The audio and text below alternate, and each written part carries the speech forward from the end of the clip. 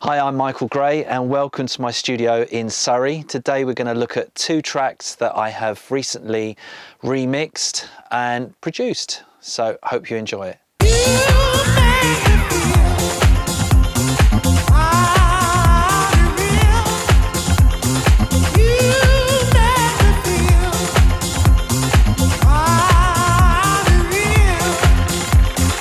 This is my remix of Sylvester's You Make Me Feel Mighty Real, which I was lucky enough to be offered the multi-track of it a couple of months ago, and I decided to see if I could make something of it. I took it from 133 beats per minute down to 124, so it's more playable for more of the clubbers these days, and that's the sort of tempo that's very in. And a bit of a labour of love, but I enjoyed every minute of it. So to start, the actual record is like this, the original. This is the original version. It's pretty fast. Get an idea. I just played the very first part of it. And there's an awful lot of stuff that's played extremely fast, including, you can hear a lot of arpeggiated synths. So that's what we're going to do. So that, I then had each part one by one, I spun in, and I then took them down to 124 beats per minute. The next thing was each part, in other words, the Rhodes, the bass line, had to literally be chopped up into pieces. So to do that, I started with just a kick at 124, just to keep it all in time. And then I worked on the bass line first. So let's just say the kick, and just to give you an idea, because these are the two things that have really got to be locked in, the kick and the bass line. So if we go to that, I'm going to solo the two of these. So here's the bass, here's the kick,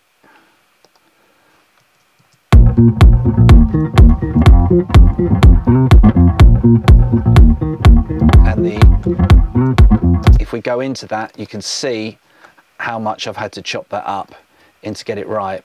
Back in 1978, I think 1979, when this was originally produced, this wouldn't have been a problem about the bass being slightly loose, because the kick drum equally would have been, and so would all the drums. But nowadays, because we're running with sequencers, the kick drum and the bass line has to be locked in. So this is the bit that takes the time. So I literally chop up every segment. On here on Cubase, it's great because you can actually go to cutting, you go to hit points, you can create markers from hit points, create hit points, and that's what I've got here. Sometimes I'll actually chop up every bit. Sometimes it's even better than that. It's time consuming, but it's worth doing. So I've done that all the way through. What's harder on this track, as opposed to maybe normal house tracks, normally it's the same bass line playing throughout. This one, the bass line changes for the bridge and for the chorus. So for example, the beginning is like this. So you've just got that. Then you've got the main one, this one. And then you've got this part. And again, as you can see, everything had to be chopped up, realigned, so it's all perfectly in place. There might be the odd mistake there, but hopefully no one noticed. And then the next part was to then just work on the drums and make sure they sound good. Just going back to the kick drum, with this, this was probably one of the hardest things to do, is to get the bass line and the kick drum working really well so it cuts through. The bass line itself is not particularly subby, so to get round that, there is a sub as well playing. It is very low, whether you're going to pick it up or not, it's another thing.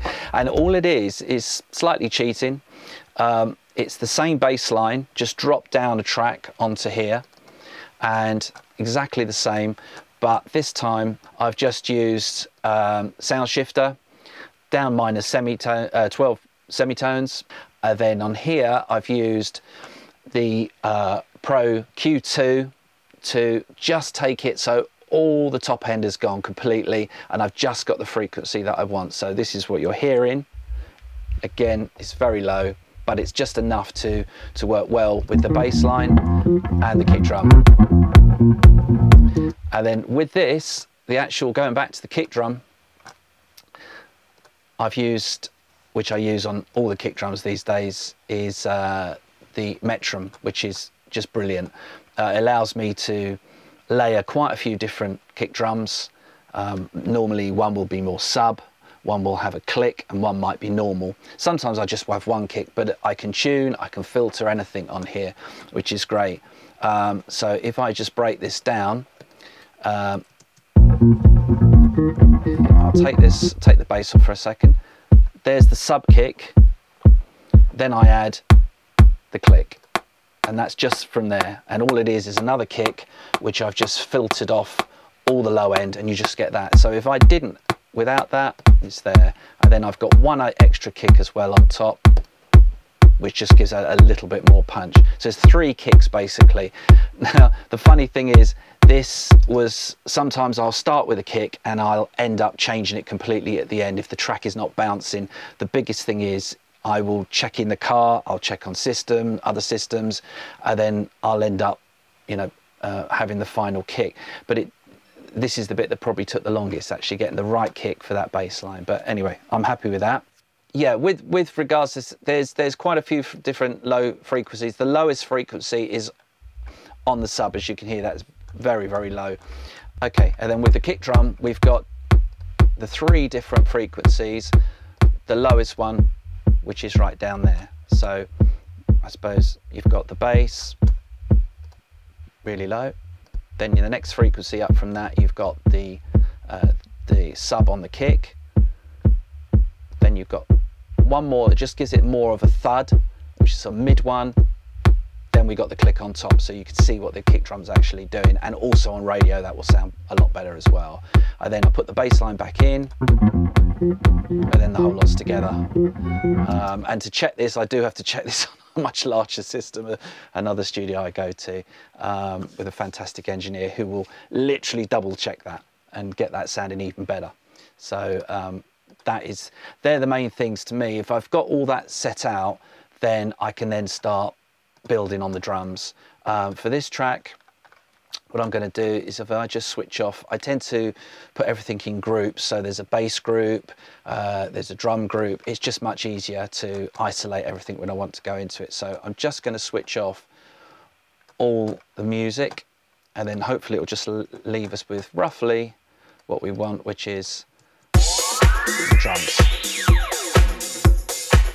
and an effect as well. So for here, the next thing is the snares. Again, this is the original snare, and on here I have just taken all the nasty low frequencies away on that kick, which could get in the way of the nasty frequencies low end. If I take it off, now you can hear what that's actually doing. So it makes quite a difference to what I want. And then Roomworks plugin, which I absolutely love these plugins, and there's just a bright plate on there as well. Without, pretty dull. With that, one more snare as well, just to give it more of a thump. And again, on this snare, just getting rid of the low frequencies, which is just so important. I know most producers will do this, but a lot of people don't realise that the more bottom end you can get rid of that could be affecting the bass line or the kick drum, the better. So I just get everything away. The more you strip low end wise, things like this, the more brighter it's gonna sound. Instead of just making everything more mid and more top all the time, it's actually better just to get rid of the stuff you don't want. So that's the snares. I've also got a snare push on there, which is just a little one that will just give it that little thing. That's not on the original, but bringing it down to this tempo just makes it sound a little bit more groovy. So the 3 of those together will sound like this. Then with the kick drum on, you've just got that little push. Then the claps. There's a few claps on this. I've got the original clap, which are these. They were in stereo, and if we just solo into those, that's that, and these as well. So again, with these, I've quantized them, but some of them will be every other one will be slightly off. So again, you've got more of the authentic feel. It's no point taking the whole lot, quantizing every single clap. I just taken 2 bars and then just made one slightly looser than the other. And then to bolster up these claps again, because we've got this powerful kick on it, I've added this clap, which is a sample, which just gives it that nice feel and just makes it a little bit larger. On this, I've got a Roomworks, a thin plate. Again, if I take that off, it's fine, but that just takes it a little bit more. And then the usual Fab Filter Pro, getting rid of any bottom end that was originally on that sample. And if I took off that, it's pretty nasty, so that's without. Also, there's a slight delay as well, ping pong delay, very, very slight, but gives it, and that's that. So if I put that together with the original claps, we've got that effect. And then there's one extra clap. I don't normally put this many claps, but it had to be done. A little one here, which is just giving it a bit more of a smack and character to it. So that's those. So all of those together will be like this. So we've got the 2. Right, next the hi-hats. That's the open. Again, the hi-hats in the original record, they do move around quite a bit. There's a few different patterns. And again, I've just taken what I felt was,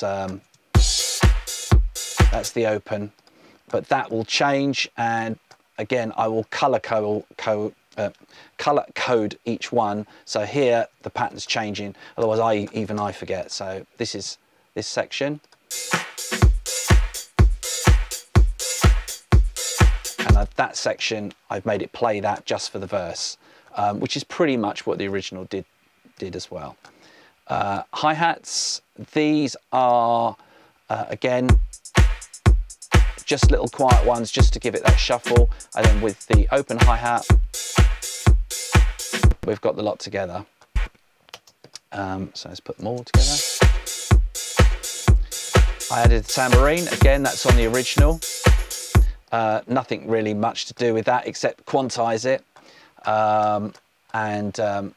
Just as I didn't mention earlier, again, with the quantizing and the time stretching, this tambourine, this is what's great about Cubase here, is you can see the original speed was 132.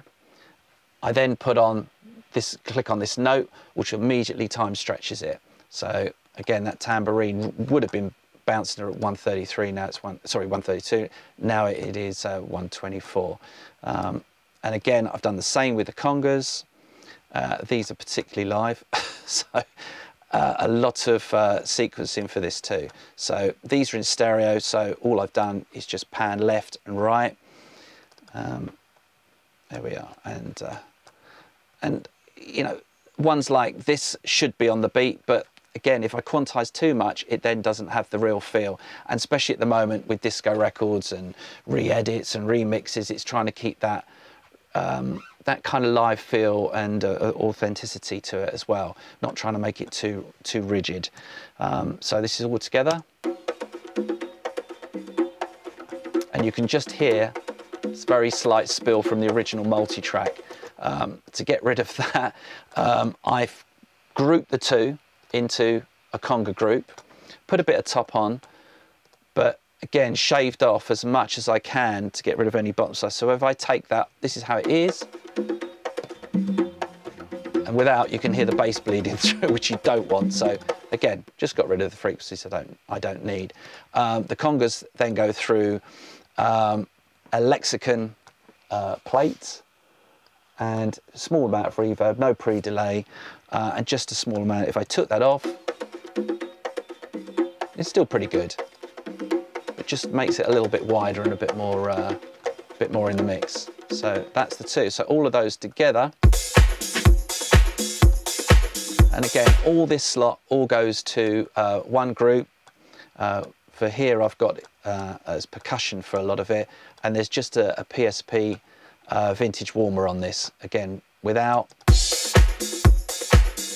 then with, just gives it, and again we're only talking a very, very small amount of drive on that, so these are all very subtle things. Nothing's, it's try not to overcook it, so it just sounds, it sounds right. So the percussion group is then fed into the drum group, and on the drum group I've got the PSP again, very small amount, Pro Q, very, just taking off any unwanted sub, and the camel fat, which is really good.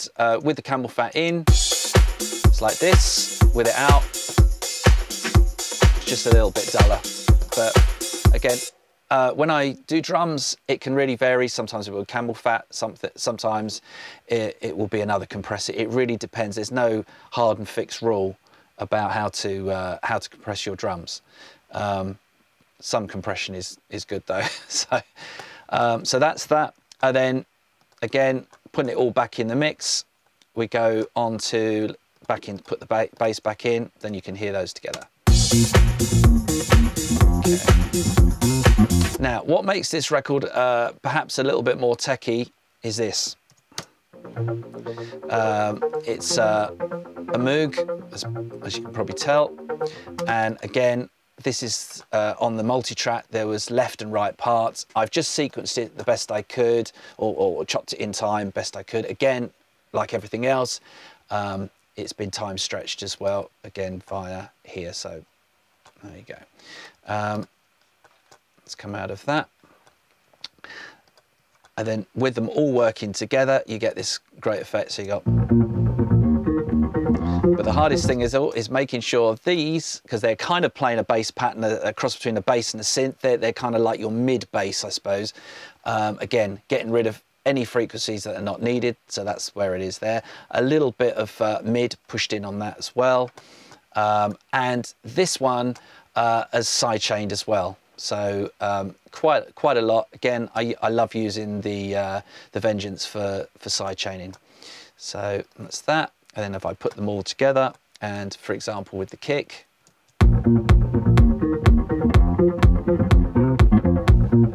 And the hardest thing about this track, again, the key is changing. So when it goes into here, you've still got to make sure everything cuts as well over that kick and the bass line as well. So there's quite a lot to go. It's not like a normal house record where it's just the same 1-bar bass line or 2-bar bass line.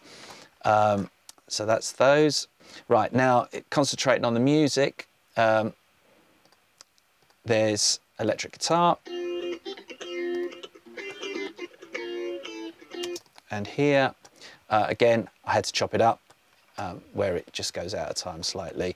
And again, there's lots of different sections. I've had to do it. Again, color coding it as well. Next, electric piano in stereo. So again, I've just panned it left and right. And that plays here. It's fantastic. Again, didn't really need to do much on this. Because they just sound good as they are. They all get fed through into a music group, all this and all the other music, and a little bit of sidechain as well.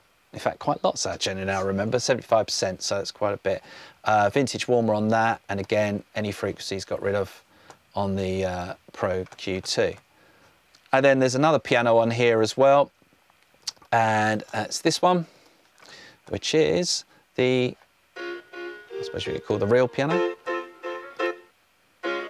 Again, more of a house pattern really. Again, cut up and the same treatment as well, and then all fed into the music group. So putting those all together, that will sound like this. And again, it's making sure that the panning is correct, so everything has its place. There's no point panning them exactly the same. So some might be panned slightly in, slightly out, so everything works. There's a lot in this mix. Again, you've also got this going on as well. Then we put the bass in. But as it goes through, of course, everything's going to change patterns.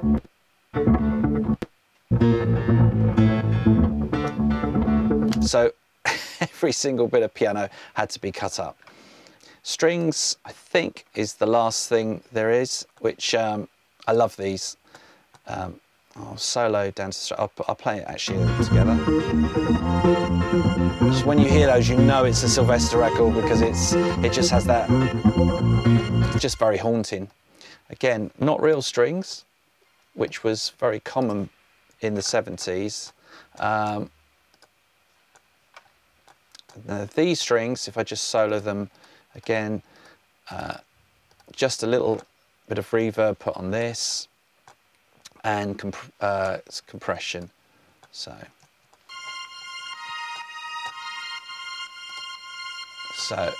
vintage plate, which I love Roomworks on Cubase, and this vintage plate is just brilliant. Again, it automatically comes up with pre-delay and the reverb time. I don't normally have to do an awful lot. It just has that quality, and I've started using these vintage plates again, especially the fact that I'm doing a lot more disco these days, and it just has something about it, an old feel, which is exactly what I want. If I took it off, it'd be like this. It's quite, then with it, and just feel this more spacious. Again, got rid of all the bottom end. If I put that back in, probably would be, there's not much bleed over there, to be honest. So then the last thing is the lead vocal. There it is there. And again, time stretched. And then it has a few things on it. I'll go through each one. Pro Q, just take the bottom end off. Now this is my favorite thing for vocals. It just does everything so quickly. Okay, so the vocals here. When we're out there dancing on the floor. If I take the JJP off, it'll sound like this. Oh, darling, and I feel like I need then with. And I feel your body. And this is just giving it compression, light compression, bit of top. And then you've got a few little tricks here. Magic, which just gives it a little bit stereo width on there, space, a bit of attack, presence, the whole thing the moment you switch it on. So I love this. This is used for nearly every record I make these days, or remix, just like a magic trick. Everybody's got their own. I've used Pultec for EQ in the past and separate this and that, but that seems to do a lot. And then on the vocals, again, these are on the Lexicon Vintage. If I just go into that. Again, I use this as well. And you can see it's just a fair amount of reverb. Close to mine, and I know my love, it's also, if I took that off, it's that. That time make me feel. And then I've got a ping pong delay on that, just basic 1/8 delay, and that's mainly it. So if I took that off, it's quite mighty real. That's without. Make me feel. Put it back in. Mighty real. Then the whole lot comes back in. You make me feel. It's great to hear that just on its own. Get very lost with just that vocal. Okay, so the vocal, when it first comes in, is at the beginning here for the breakdown, and to me, with club records, it's all about the first time you introduce the music or the vocal and just making it as anthemic as you can. This one, it is quite a long breakdown, but because it's a classic record, the whole idea is I wanted people here to hear the vocal and they think, I know that record, and then it all starts building, just like a teaser before it fully comes in. So it's quite long, but you'll see where I've done some filtering tricks and reverb and that.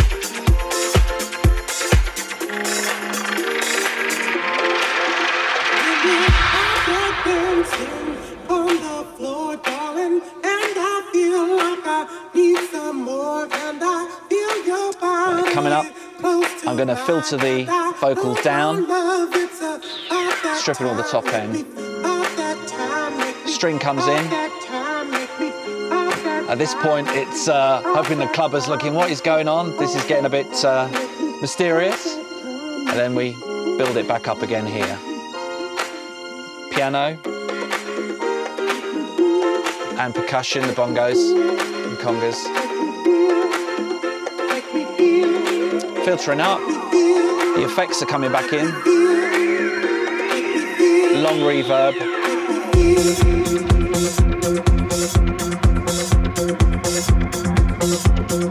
Then the tension, this is the second tension part. And then the whole thing will kick off here. Original snare roll.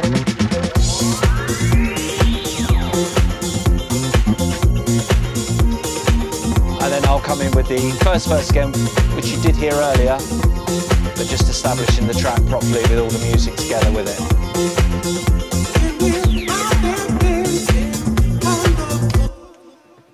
With regards to the arrangement of the track, it is quite long, as how long is it? 7:32. But it has so many interesting elements, and the way the track was originally produced, I wanted to keep the essence of it. It's just so good, and it's one of those records where when I've played out, no one seems to get bored at all. They're happy to go for the whole journey. So the intro, I just made it mixable because the original didn't. It kicked straight in. So from a DJ's point of view, it's a nightmare to try and sequence this record. So I've done this. Used a little bit of the vocal that happened to be on the conga channel for some reason. I don't know why.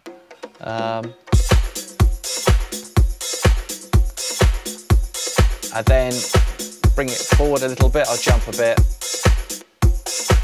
Congas then come in, the second lot I've sort of used left and right, and they just build a little bit more. And then bar 17, piano comes in, electric and the classic piano, and the string. So the whole idea is, how I think of it when I'm producing it is that someone's on the floor thinking, I kind of know this, and then you start teasing more and more with some of these effects. I forgot to mention this, move effects, which I love. And then we come to the breakdown, the first breakdown.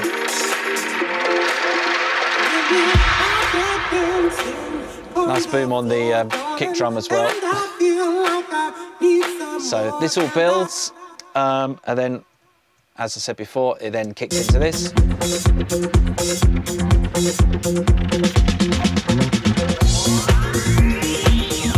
And then we're into the track, we then have verse, chorus, verse, chorus, verse, chorus, and then we move up to this part, which is one of my favourite bits, because this is where elements creep in and creep out. It's kind of an old school way, really, of producing a record, but it just sounds so great now, so you'll see what I mean.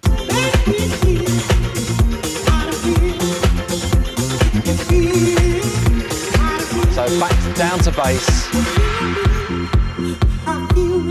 On the original, the drums would have just been pounding away, but I just went down to just the kick drum and the bass and the vocal. I fade out the string. And then we start slowly building up again. Low synths come in. The next part is that, which I absolutely love, the space effects. Snare roll. Now I bring in the Moog effects. Second part.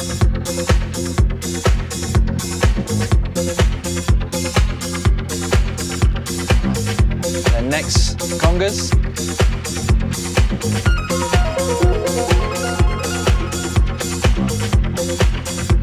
So this just goes on for a little while. And then the next part is the piano, not the electric one.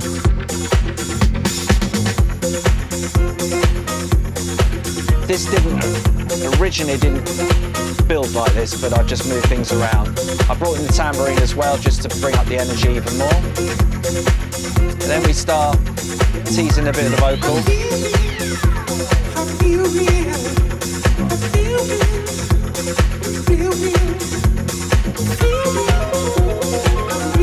I'm going to take it back up to the chorus again now.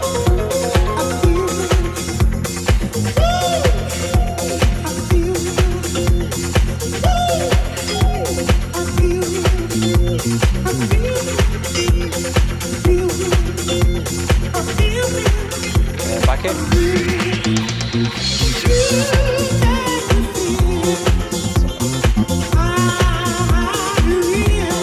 And then after the chorus, slowly break it down. I tend to always like to go down to bass for 16 bars after all this, just to calm it down a little bit. 16 bars of this, followed by back to the drums, so you can mix in the next record. And then right to the end. That's all we got time for now, but make sure you come back and join us in part 2.